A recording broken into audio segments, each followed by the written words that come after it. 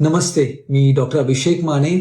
मी फिटमॉप्स private लिमिटेडचा director आहे आणि येत्या 22 ऑगस्टला इंडियन डेंटल असोसिएशनच्या बारामती शाखेने फिटनेस आणि मेटाबॉलिक कंडिशन या वेगळ्या आणि युनिक अशा एका टॉपिकवरती जे सेमिनार अरेंज केलेलं आहे, त्यासाठी मी तुमच्या सगळ्यांशी संवाद साधण्यासाठी बारामतीला येतोय.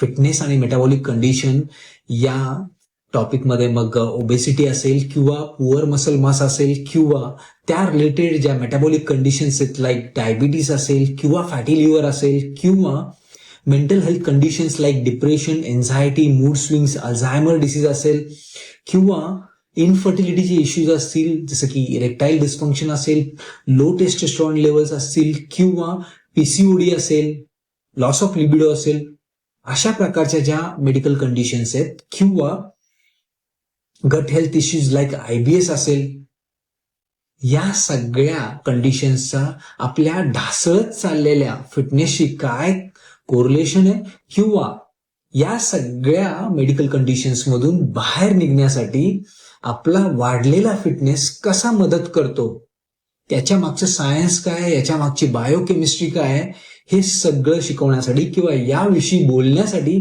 मी बारामतीला येतोय.